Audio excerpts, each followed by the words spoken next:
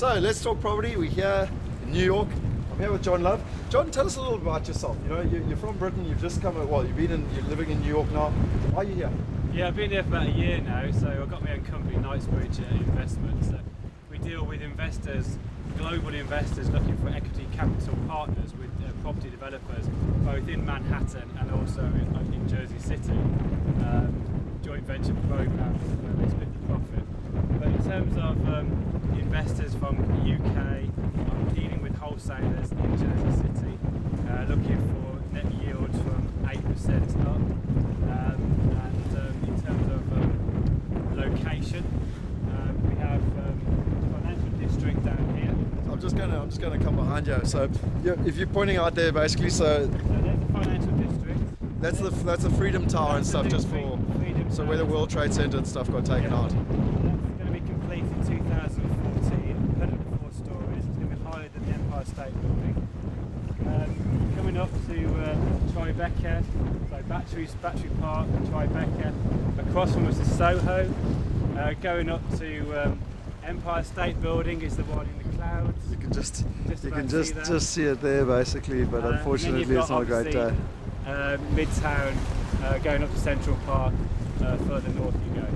And tell us, John, just coming back around to yourself here, where are we at the moment? You know, you live in New York, so Jersey City and everything makes sense. You know, all I can think of is Jersey City Girl, that movie, whatever. But as a foreigner, you know, we only know Manhattan. So where are we? We obviously on the other side of the river here, but what is Jersey, etc.? Literally 10 minutes from the World Trade Center, we have a place called Hoboken where I live.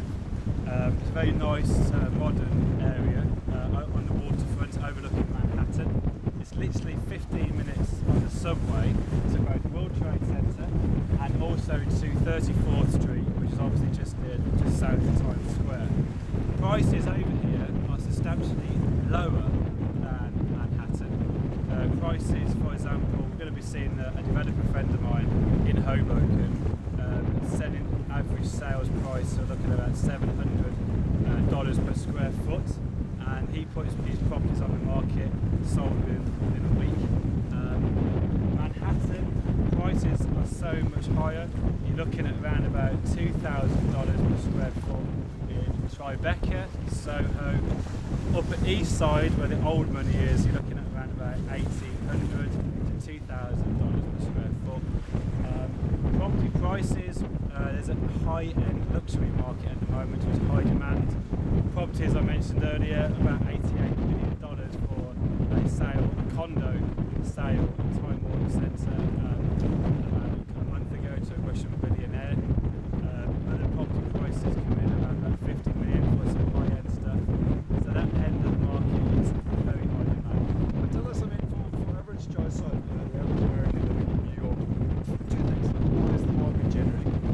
We all heard these big stories like 50% discounts and all subprime prices and blah blah blah. What's it been like in New York from that perspective? My second question would be, what are rents like? You know, because any property opportunity you can get the biggest discount in the world, but unless you're getting a rent, the whole model falls out. Absolutely. New York is a total separate bubble to the rest of America. Prices have come down. Prices have come down about 30% compared to the peak in 2007. That does include Manhattan. But as I mentioned a minute ago, the high-end stuff, forget about that. It's just that is the high demand, just like London. But where do you see prices at the moment? I mean, they've come down 30%. They've kind of bounced along the bottom for 5 years plus minus. I saw a report on the news yesterday that the last quarter was the best quarter in 5 years.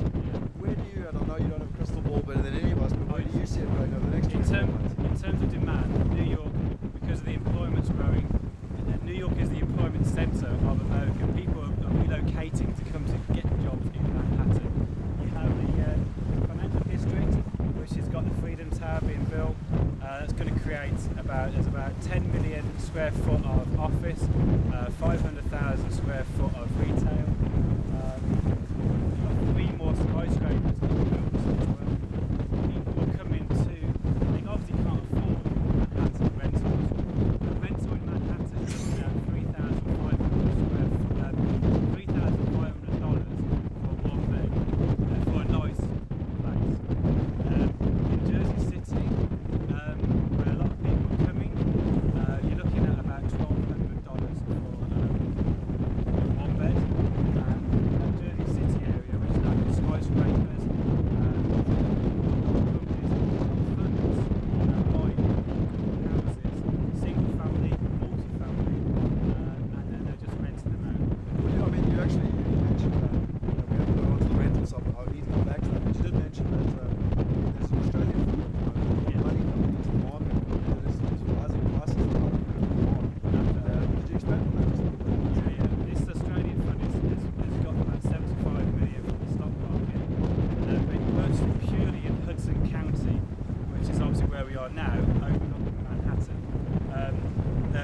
bought a lot of properties.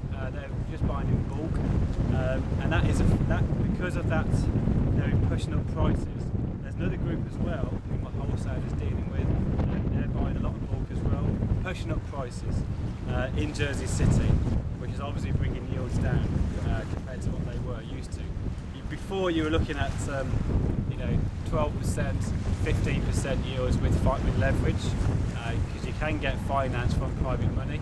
Over here, syndicates up to about 50%, 9% per annum, 2% points fee, But I tell you what are the rental market like? So you've got all these buyers coming into the market. Someone like myself has flown over here. I'm interested in the market. I'd like to pick up an investment myself. But where are my tenants coming from? I mean, you said people are coming from all over America. That's an interesting sign. Yeah. But I mean, is demand still outstripping supply? Are there more tenants than there's two types of tenants. You've obviously got private tenants, people who are working, and that's employment figures are increasing in America as a whole, especially in New York, especially Jersey City, to get access to New York so easily.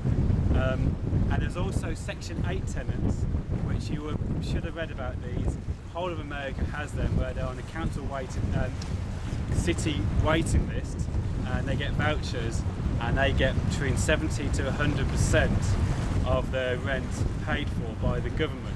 Okay, you must be qualified, single mother, etc., etc. Now, with these Section 8s, there has been a lot of stories recently where UK investors, for example, the UK investors, where they've been sold Section 8 properties, or properties with a rent guarantee from Section 8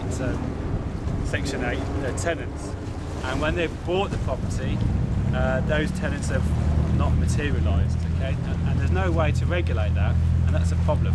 So over here, we are saying on average it takes about 45 days to find a tenant, and then we've got a Section 8 waiting list, but it does take time to vet and make sure that tenant is the right person for your property. But are you, so I buy an investment property from you today. I come down, we sign up on something. Who's going to be my tenant? Is it going to be a Section 8 or is it going to be a private tenant? It's up to you. It depends who applies at that time. So the management company we have over here, for example, who I'm working with, they would be proactive in terms of finding a tenant as soon as the deposit has been put down on the house. So it normally takes 45 days to vet, to make sure they've got the references, etc., etc. But it could be either or, private or individual, because there's risks involved with both. No, that makes sense. But I mean, and just in sort of conclusion then, so it takes 45 days as a conservative to get my tenant in. Yeah. How long is those leases? Are they 12-month leases? Normally 12 months. 12 leases? 12 months, yeah. And at the end of the 12 months, it's going to take me another 45 days generally? Or you give them notice. If they give you notice that it's a month or two, whatever you've got in your contract, so you can it'd just be maybe a week or two trying to find somebody else. But normally, once they've found a house and they pay the rent on time, then they normally stay. But it is hard to find a good property. Okay, well that's very interesting. And my very last question was, and you were mentioning it, and I think it's important for our investors to know this. You gave me some comparisons with regards to London and affordability, and just the salaries to rent ratios, and you said 20% in terms of you said property was possibly overvalued in England in comparison to the States. Absolutely. Just give us a little bit of an indication of what you were talking about. Yeah, there's an article in the Sunday Times about a month ago saying that prices, as you know, prices have come down 30% in America as a whole, but prices in Britain have gone down 30% and have gone back up a little bit due to London, and that's overall now about 10% decrease from their peak. In terms of comparing to their income and also to the rents, Britain house prices are overvalued by about 15 to 20%, whereas in America, prices are undervalued now as we speak by between 15 and 20%. That's for the whole of America as a whole, and that includes Manhattan. Awesome. Well, John, it's been fascinating hearing it. I look forward to seeing a lot more, and can we go see some of those properties? For sure. Cheers.